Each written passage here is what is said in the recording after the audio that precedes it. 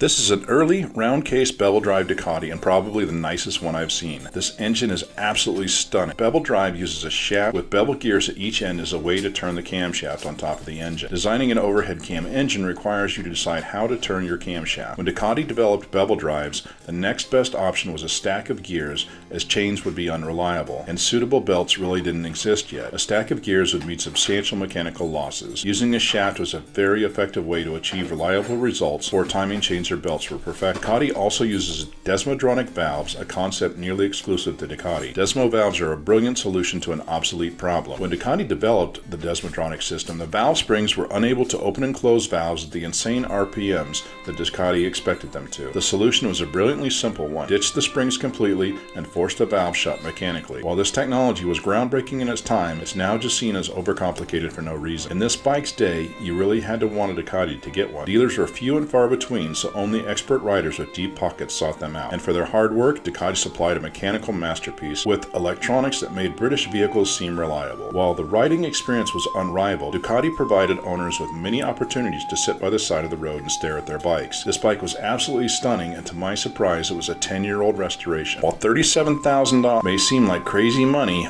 I don't think these bikes have reached their peak yet.